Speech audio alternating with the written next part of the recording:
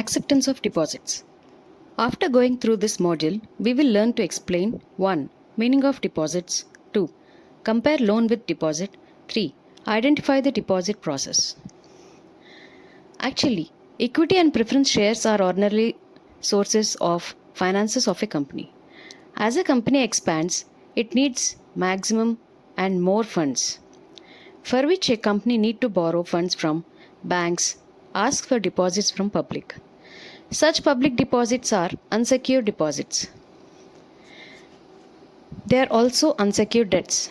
To regulate these deposits and safeguard the interest of depositor, the Companies Act 2013, the Acceptance of Deposits rules, makes certain provisions that we go through this module through acceptance of deposits. Meaning of deposit.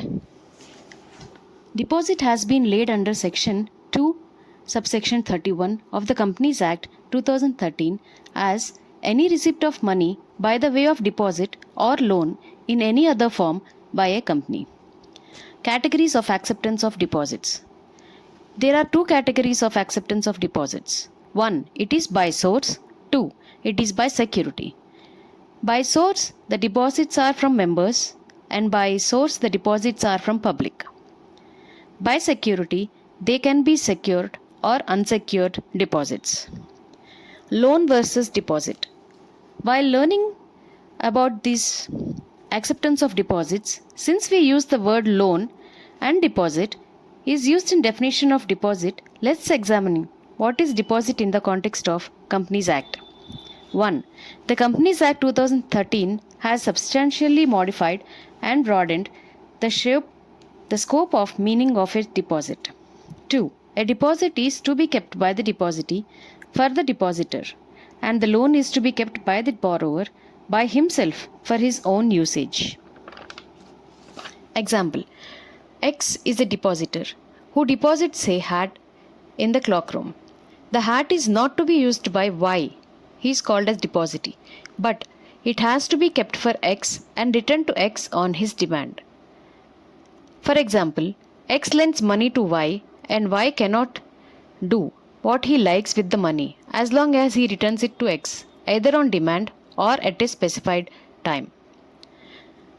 Let us know about the processes of a deposit. There are up to 5 types of process of deposits. 1. Passing of a resolution in general meeting. 2. Issuance of a circular to its members. 3. Filling a copy of circular along with statement with ROC. 4. Certification that there is no default in repayment of deposits accepted. 5. Providing security. Deposit of members. These are deposits made by the members. In this, we can see A. Accept deposits from its members on terms and conditions which include provision of security and repayment of deposits with interest. 2. On accepting deposits from members, the company is required to issue a circular to the members and file the same with ROC. 3. It should not be less than 25% of the amount of its deposits maturing during a financial year to be deposited in a separate bank account called Deposit Repayment Reserve Account. Acceptance of deposits from public.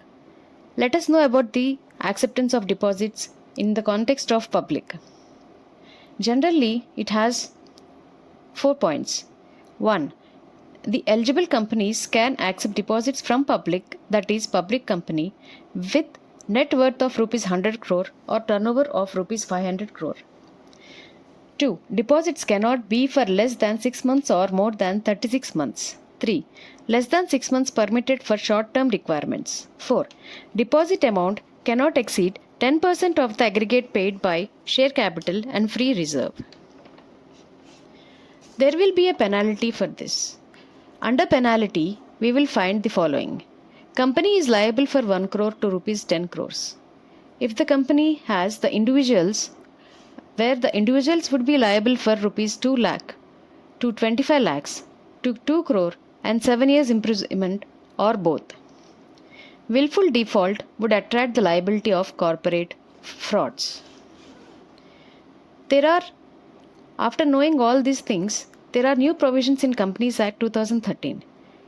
Under Companies Act 1956, with Companies Acceptance of Deposits Rules 1975, you have relevant provision of Section 58A, 58 subclause A, 58 subclause A.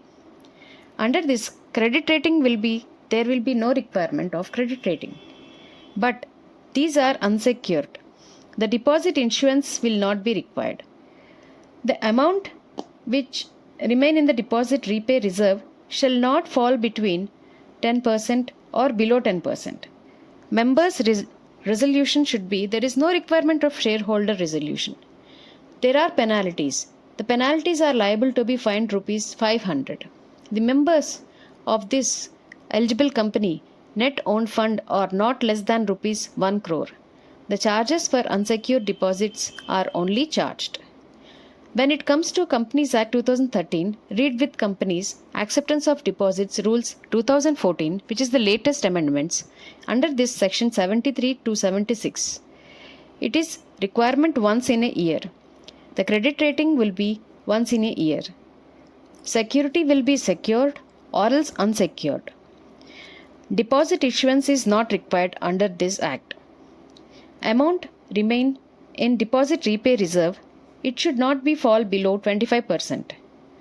Ordinary resolution of shareholders, and for eligible companies, special and ordinary resolution, as the case may be, the members' resolution will be as the following.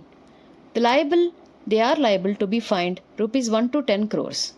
The net worth of the eligible company should not be less than rupees 100 crore.